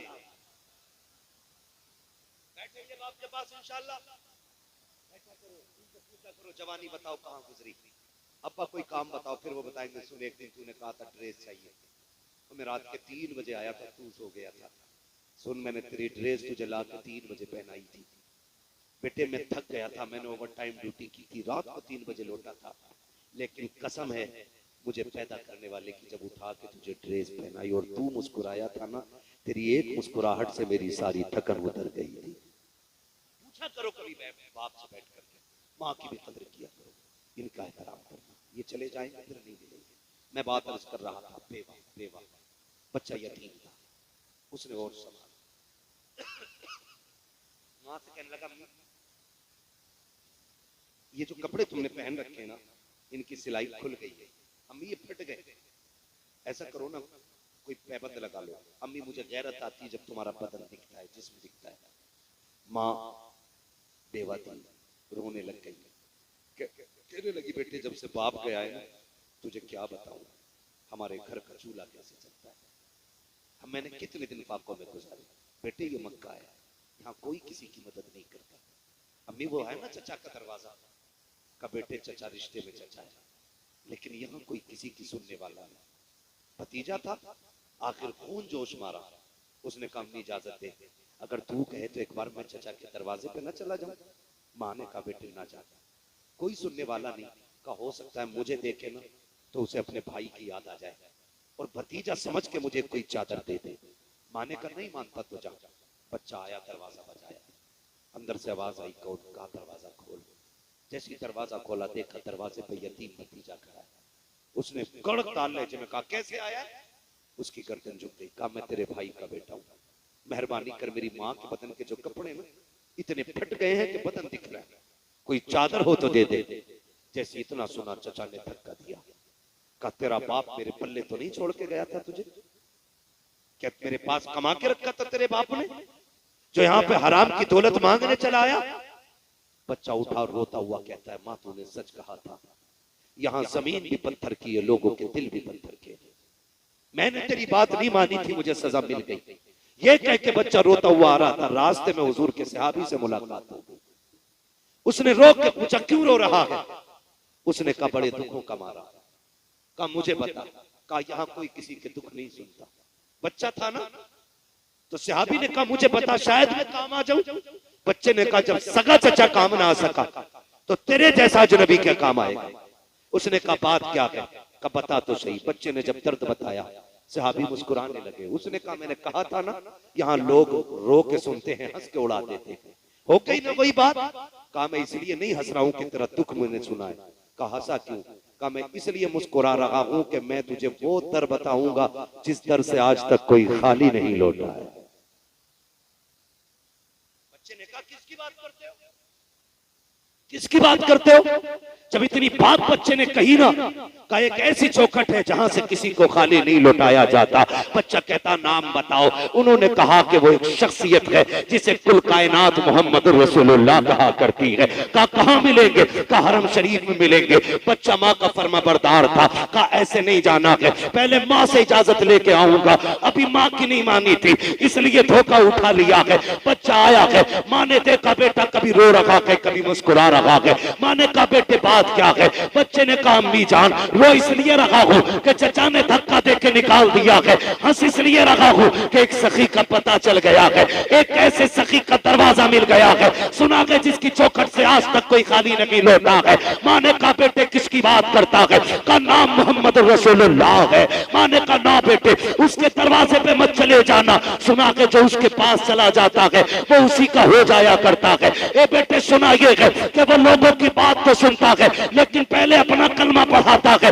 बच्चे ने कहा, अम्मी जान, बात तेरी इज्जत की है, बात मेरी गैरत की है, इजाजत दे, मैं वादा करता हूँ तेरी इज्जत की कसम, जाके मैं वादा करके जा रहा हूँ, अगर कलमा पढ़ाएंगे तो लौट आऊंगा और अगर नहीं पढ़ाएंगे तो उनसे चादर लेके आऊंगा। माँ ने कहा, बेटे जा तो रहा है, ख्याल रखे, कलमा नहीं पढ़ना है, उनसे दूर से बात करनी है। आओ मेरे नबी की शान देखो। बच्चा आया है, सरकार हरम शरीफ के अंदर है। बच्चे ने आवाज दी है, या मोहम्मद इस्मा कलामी, मोहम्मद मेरी बात सुन लीजिए। आका करीम ने इतना सुना, रुक किया है बच्चे की तरफ। हरम के दरवाजे पे बच्चा खड़ा है। आका ने इशारा करके कहा, क्या बात है? बच्चे ने कहा, करीब आइए। सरकार अपनी जगह से उठे है। जब थोड़ा फासला रह गया, बच्चे ने कहा, ठहरिए, अब आगे ना आना। कहा, क्यों? कहा, करीब ना आइएगा, पहले मेरी बात सुन लीजिए। कहा, क्या बात है? कहा, मैं कभी ना आता, एक जरूरत खींच लाई है। आका फरमाते हैं, बता क्या जरूरत है? कहा, बता तो दूंगा लेकिन शर्त है मेरी। कहा, कौन सी शर्त है? कि मैं तुम्हारा कलमा नहीं पढ़ूंगा। मेरे नबी मुस्कुरा देते हैं। कहा, वो तेरी मर्जी है, काम बता, काम क्या है? बच्चे ने कहा, जी मैं यतीम हूँ। जैसे उसने यतीम कहा है, नबुव्वत वाली आंखों में आंसू आ जाते हैं। सरकार आगे बढ़ते हैं, बच्चे के सर पे हाथ रख के कहते हैं, और एक बार कहते, उसने कहा, जी मैं यतीम हूँ। जब सरकार ने इतना सुना है, बच्चा खुद को यतीम कह रहा है। आका करीम कहते हैं, बता कैसे आया है? उसने माँ का हाल दिल बयान किया, गुर्बत और फाके की दास्तानें सुनाई, नबुव्वत की आंखें बरसती रही। बच्चा समझदार था, कहने लग गया, गरीब मैं हूँ, आप क्यों रोए हो? यतीम मैं हूँ, आप क्यों रोए हो? जब इतनी बात सुनी है, मेरे नबी फरमाते हैं, जब मैंने तेरी यतीमी का दौर सुना है तो मुझे अपना बचपन याद आ गया है, मुझे माँ के साथ गुजारे हुए लम्हे याद आ गए हैं। उसने कहा, मुझे चादर चाहिए, अगर दे सकते हो तो, लेकिन कलमा नहीं पढ़ूंगा। मेरे नबी मुस्कुराए, मुसम्मिल वाली चादर उतारी और यतीम के हवाले कर दी। लो बेटे, और कुछ चाहिए? बच्चे ने इतना सुना और चादर को सीने से लगाया। मगर खुदा की कसम, आका करीम से मुलाकात का हाल ये था कि जुल्फ देखी है कि नजरों ने घटा देखी है, लुट गया जिसने मोहम्मद की अदा देखी है।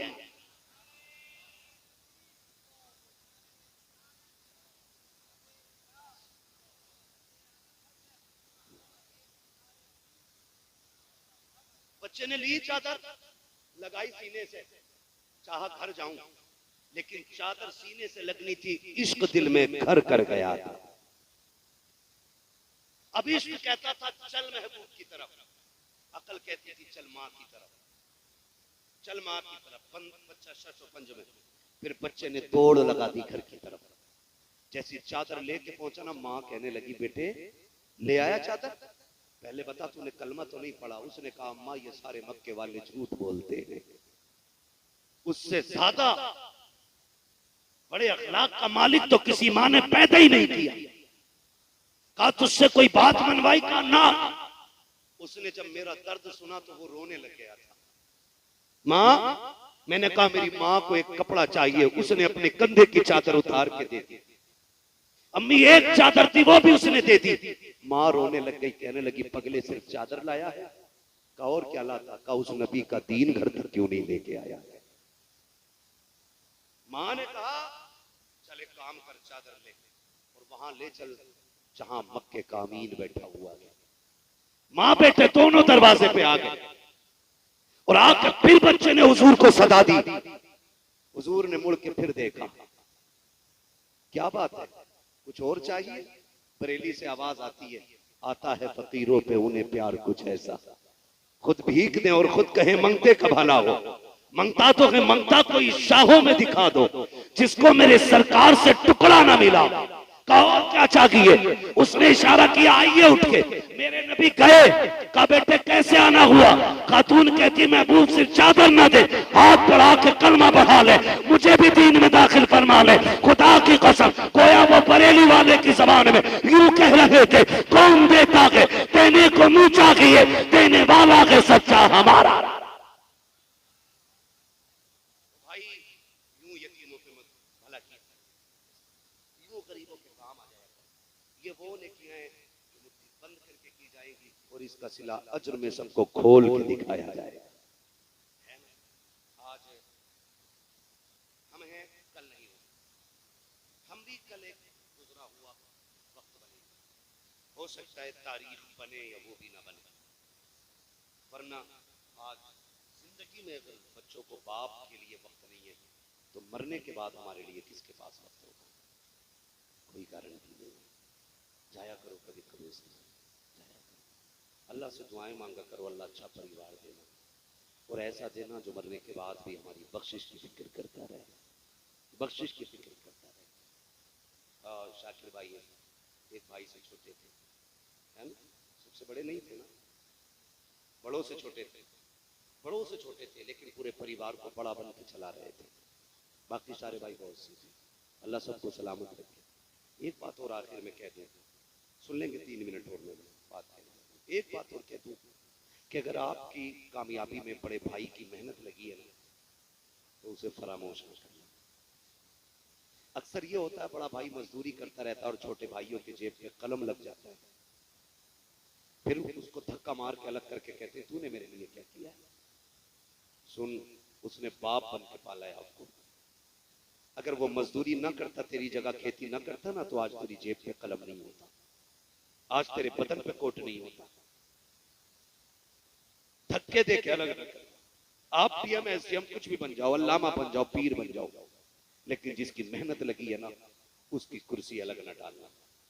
जब तेरे वीआईपी मेहमान आए ना, तो सबसे ज्यादा वीआईपी कुर्सी उस बंदे के लिए डालना जिसने तुझे कामयाब बनाया है। और लोग पूछे कौन है ये, तो कहना ये वो है जिसकी वजह से आज ये इज्जत अल्लाह ने अदा की है। ऐसा करने से तेरा कद घटेगा नहीं, अल्लाह कद बढ़ा देगा, बढ़ा देगा। और अल्लाह का नेक बंदा वो है जो अपने मौसिन का एहसान मानता है, जो मौसिन का एहसान ही ना माने, ना वो बंदों का है और ना वो खुदा का, ना वो बंदों का है ना वो खुदा का है। तो कुछ नेक काम ऐसे भी कर जाना, कर जाने जरूरी नहीं है सबको ऐसा परिवार मिल जाए। लोग भूल जाएंगे। कब्रिस्तान जाते ना, देखें कब्रिस्तान, कब्रें देखिए कितनी ऊंची होती होंगी ना, कब्रें देखिए, है ना, बहुत ज्यादा ऊंची नहीं होती है, बहुत ज्यादा लंबी, वजूद भर मिट्टी मिलनी है, इससे ज्यादा नहीं, बस जितना आपका कद है उतनी जमीन आपको मिलेगी, उससे ज्यादा। कब्रिस्तान जाते देखे होंगे कि कुछ कब्रें ऐसी हैं जिनमें कोई फूल डालने वाला नहीं, और कुछ ऐसी भी कब्रें जिनमें कोई मिट्टी डालने वाला भी नहीं है। तख्ते टूट गए, कब्रें बैठ गई हैं, कुछ में कफन के धागे नजर आ रहे हैं, कुछ में हड्डियां दिख रही हैं। सोच, क्या वो लवारिस थे? उनका परिवार नहीं था? या वो जमीन वाले नहीं थे? सब कुछ था, लेकिन उनके पीछे अच्छे लोग नहीं थे। फूल तो बड़ी बात है, लोग मिट्टी डालने आ जाएं तो ये बहुत बड़ी बात होती है। ये दुनिया बड़ी बेवफा है, इसके लिए रब को नाराज ना करना, इसके लिए रसूल को नाराज ना करना, इसलिए कि ये इतनी बेवफा है, तेरी सांस रुकने की देर है, तेरे कपड़े उतारने के लिए तैयार नहीं होंगे। जिस चारपाई पे तेरा दम निकला है, उस पे तेरा बेटा लेटने तैयार नहीं होगा। है कोई जो बाप को उतरे हुए कपड़े पहन ले बेटा? नहीं, गठरी बांध के फकीर को दे दो। बड़े बड़े कीमती कपड़े गरीबों को उठा के दे दिए जाते, पहन लो तो कोई नाजायज है? बोलो, नाजायज नहीं है ना? फिर पहनते क्यों नहीं? क्योंकि ये दुनिया बड़ी बेवफा है, कोई किसी का नहीं है, कोई किसी का नहीं है। अल्लाह से दुआएं मांगा करो, अल्लाह अच्छा परिवार देना, अच्छे लोग देना। सबसे पहली बात ये कहा करो, अल्लाह अच्छी मौत देना, ईमान पे मौत देना, मौला करीम इज्जत की मौत देना। और इस हाल में मौत देना कि जब जनाजे उठ रहे हो तो कोई बताए या ना बताए, हमारे कफन से आवाजें आई, लहद में उश्क रुखे शह का दाग लेके चले, अंधेरी रात सुनी थी चराग लेके चले, तेरे गुलामों का नक्शे कदम है राहे खुदा, वो क्या भटक सके जो ये सुराग लेके चले। कदर करें। और एक बात और कह दूं आखिरी, थके तो नहीं है ना अभी आप?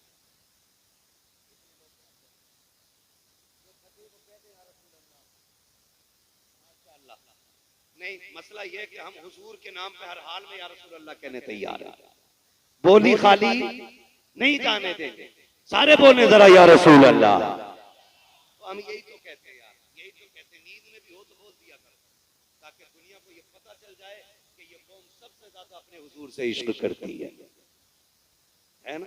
अब सारे बोले जरा या रसूल अल्लाह।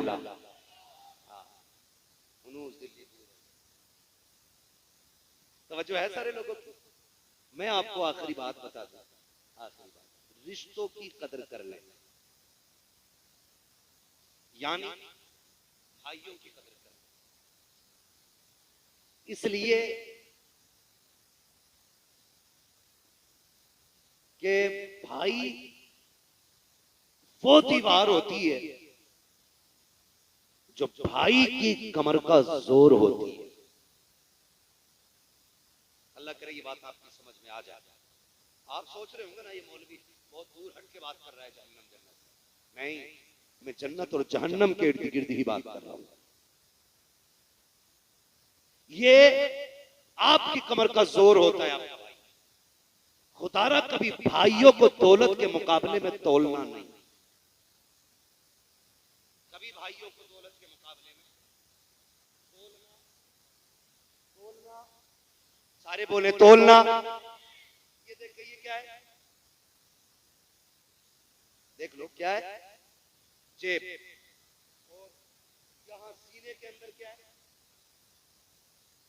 जेब और दिल दोनों का है आमने सामने, ठीक है ना? दो बातें लोग करते हैं, मिंबर वाले लोग खाली दुआ देकर बात अच्छी लग जाए। दो लोग बात करते हैं, जिनमें घमंड होता तो कहता है ऐसों को तो मैं जेब में रखता हूं,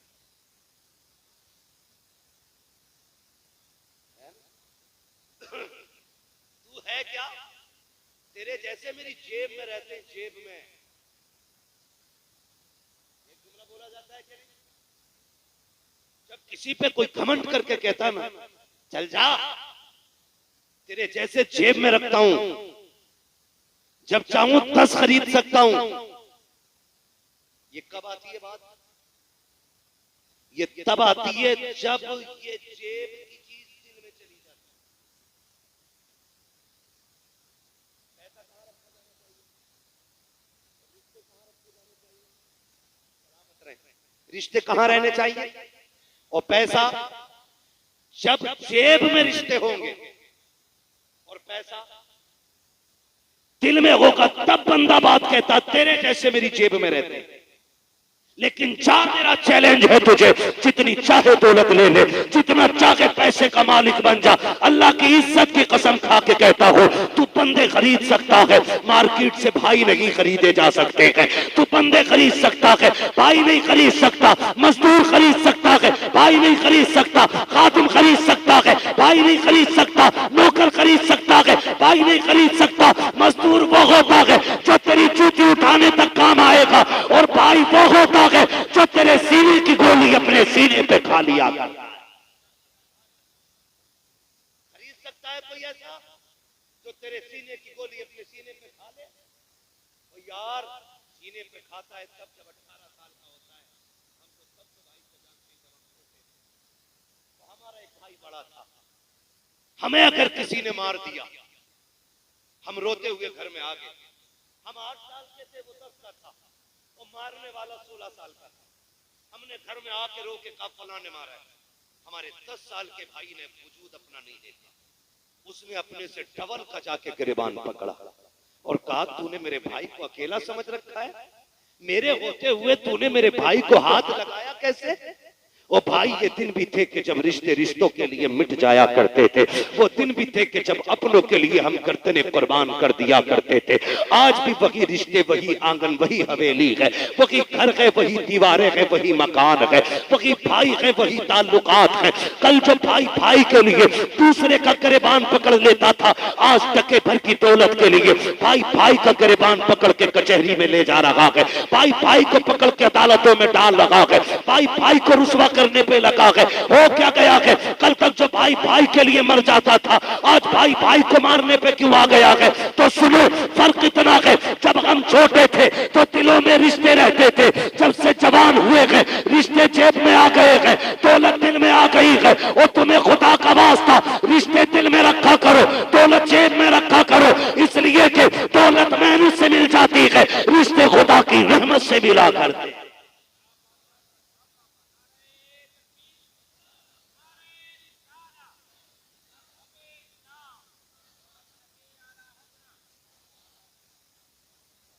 रिश्ते खुदा की रहमत से मिला करते हैं।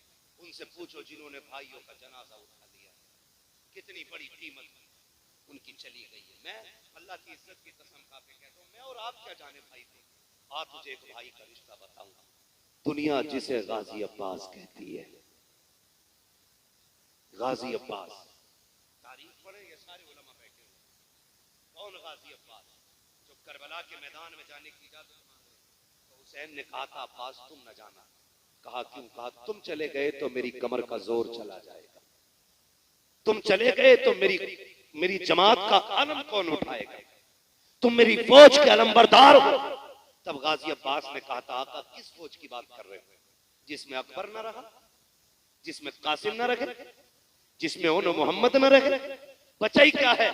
खाली अब्बास रह गया, या फिर असगर रह गया, या फिर ज़ैनुल आबिदीन, या फिर आप अब जाने की इजाजत देते। मेरे इमाम ने कहा था ना अब्बास तुम न जाओ, तुम न जाओ। बात बताऊंगा तो बड़ा वक्त लगेगा, इशारतन बताना चाहता हूँ। फिर जब गाजी अब्बास आए और मेरे इमाम ने हजरत सकीना के लिए इसरार पर, उनके इसरार पे इजाजत दी कि ठीक है जाओ, सकीना कहती है तो चले जाओ। मैं भाई का रिश्ता बताने लगा, आए ना और जाने लगे। मेरे इमाम ने खेमे से निकल के कहा पास जा रहे हो? जी आका। कहा एक बार आओ मेरे सीने से लग जाओ, एक बार मेरे सीने से लग जाओ। गाजी ने कहा था हुजूर क्यों? कहा जमीन पे तेरे अलावा मुझे भाई कहने वाला करबला में कोई नहीं है, तू मेरा आखिरी भाई रह गया, सारे भाई मेरे शहीद हो गए, सिर्फ तू बचा। आ मुझे सीने से लगा के एक बार भाई कह दे। गाजी अब्बास ने कहा था औकात नहीं है मैं भाई कहूं। कहा क्यों? कहा मेरी माँ उम्मे बनीन है, तेरी माँ फातिमा ज़हरा है, और मेरी माँ ने सिखाया था अब्बास कभी हुसैन को भाई ना कहना। मैंने कहा था माँ मेरा बाप भी हैदर कल्लार है, हुसैन का बाप भी हैदर कल्लार है, फिर मैं भाई क्यों ना कहूँ? तो बचपन में मेरी माँ ने कहा था ए अब्बास याद रखना तेरी माँ जैसी 1000 माएं फातिमा ज़हरा के एक पल्लू पे कुर्बान हो सके। मैंने कभी आपको नजर भर के नहीं देखा, आज भाई कह दे। मेरे इमाम ने कहा था आज लग जाना यार गले से। आज भाई कहते दौड़ के आए, भाई कहा सीने से लग गए। मेरे इमाम की चीख निकली और गाजी अब्बास जब सवार होकर घोड़े पे जाने लगे, फरमाया उम्मे रुबाब शहरबानो आओ आओ खेमे के दरवाजे पे आके देखो। पूछती थी ना कि बाबा जंग में जाते थे अली कैसे लगते थे, फरमाया सुनो जिसे अली को देखना हो वो मेरे गाजी अब्बास को देख ले। गाजी अब्बास को देख लो। और अब्बास कोई छोटा कद न था, अब्बास उस कद को कहा जाता था जो खड़े खड़े घोड़े की गर्दन पे पैर रखने की ताकत रखता था।